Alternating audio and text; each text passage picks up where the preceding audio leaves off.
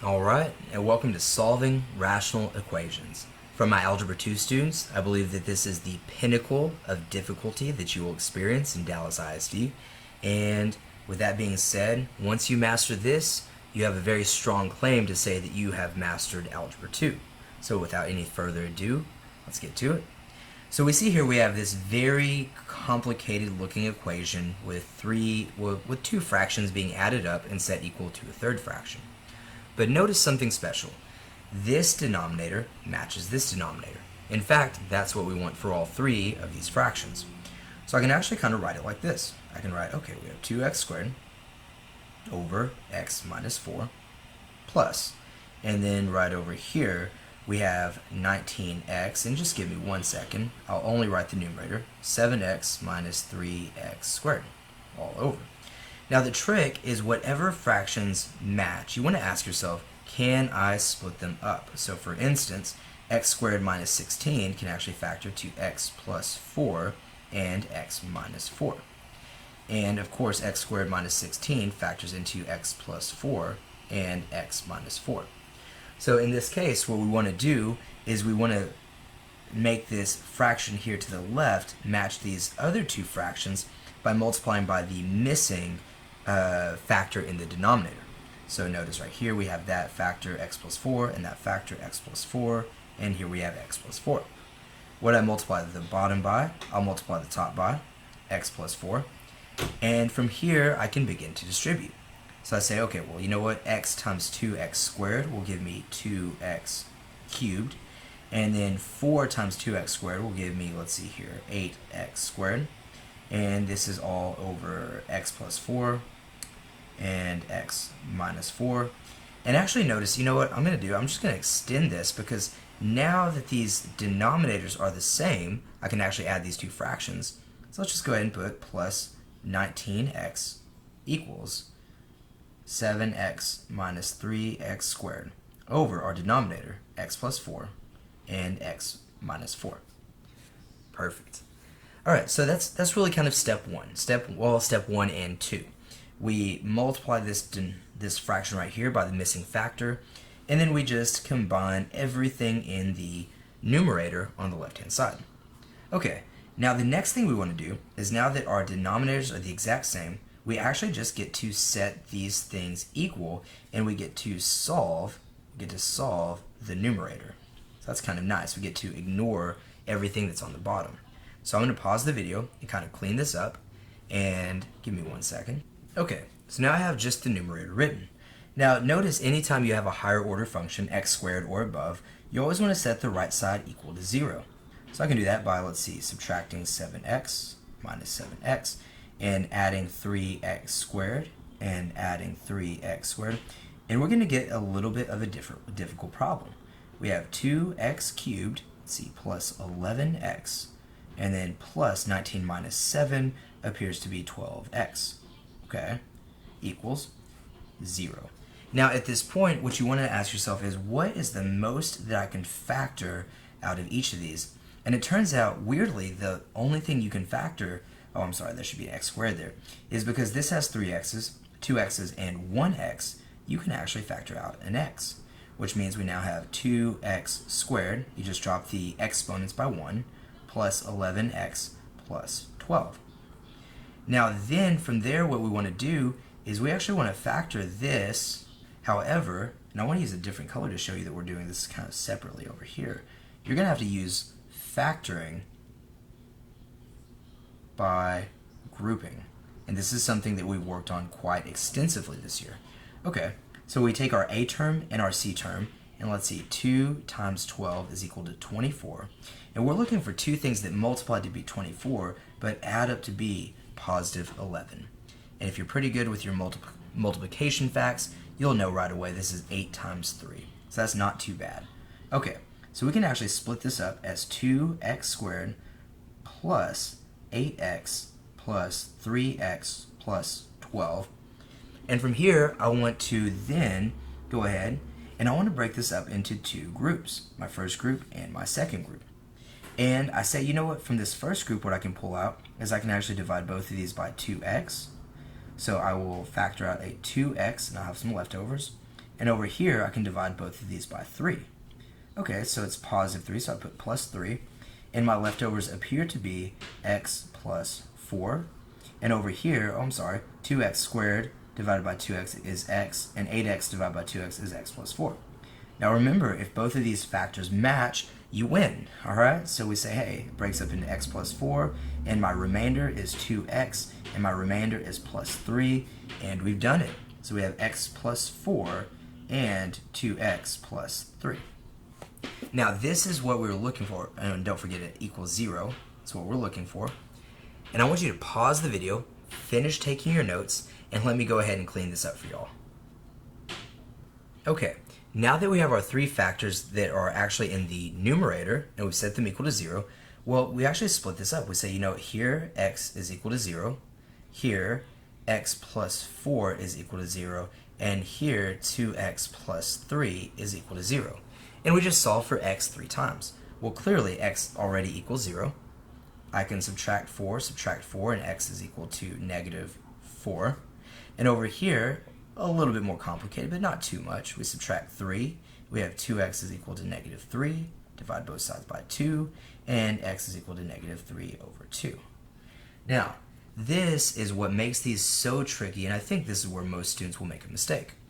You have to look at the denominator of your most complicated portion, in this case, x squared minus 16, and you want to actually see, hey, what makes it equal to 0? Because whatever makes it equal to 0, we actually don't want that. Now in this case, you could do this 2 ways. You could factor it, and since we already have it factored, let's go ahead and do that way.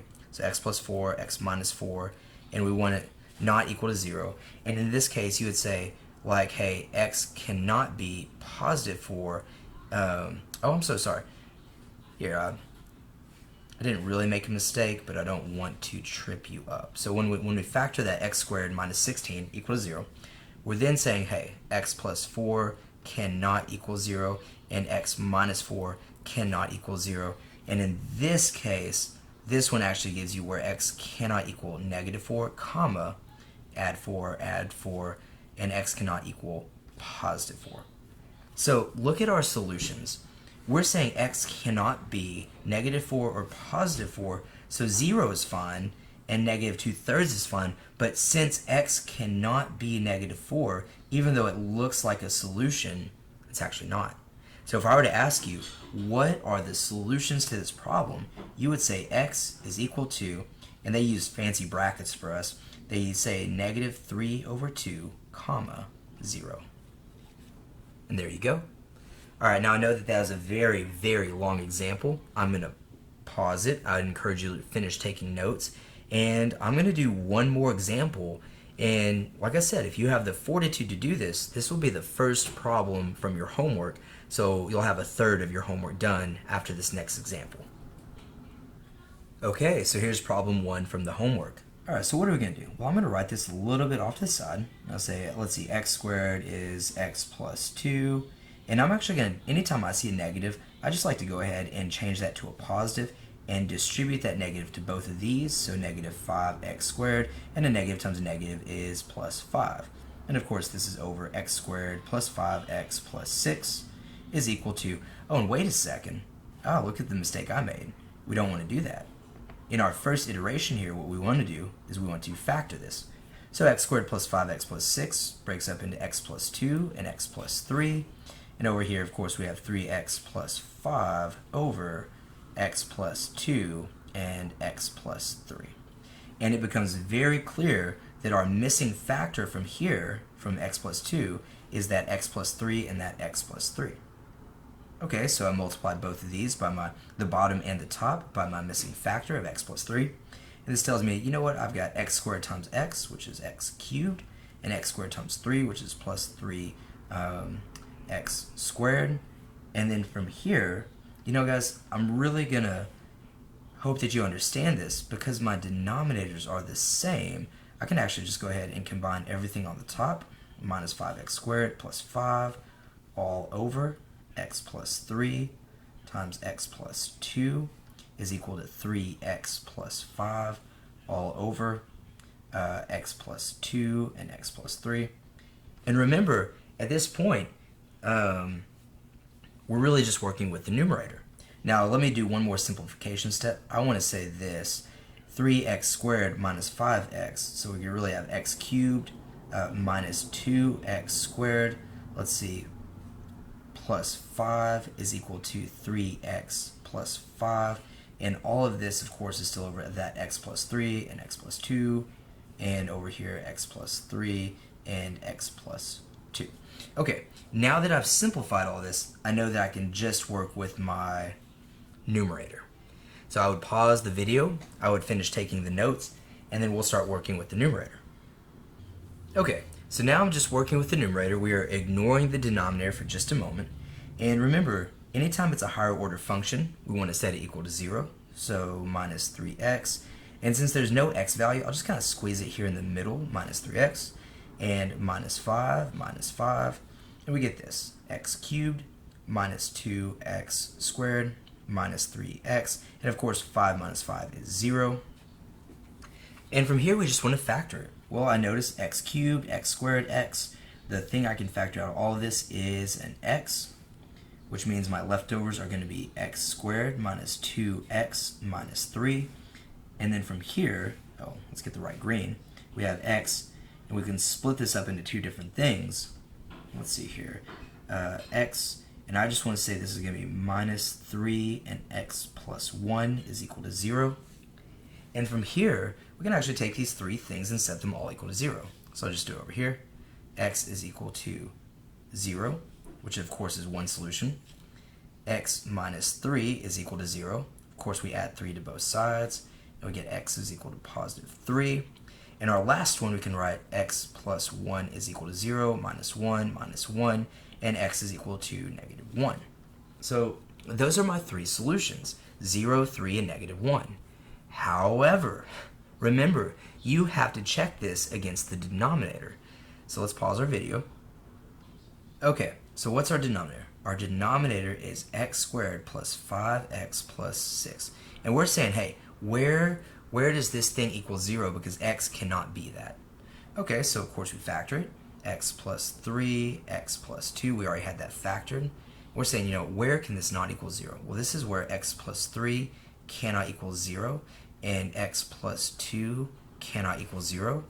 And I subtract 3, x cannot be negative 3, and subtract 2, x cannot be negative 2. Well, look at this. This is a negative 3, and this is a positive 3, so this is still a solution.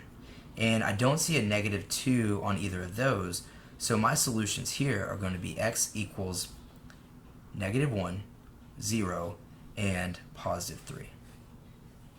There's my answer.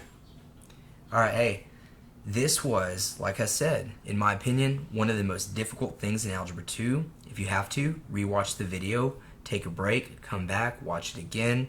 But once you master this, you should be pretty solid. Hey, thank you all so much, and I'll catch you in our next video series.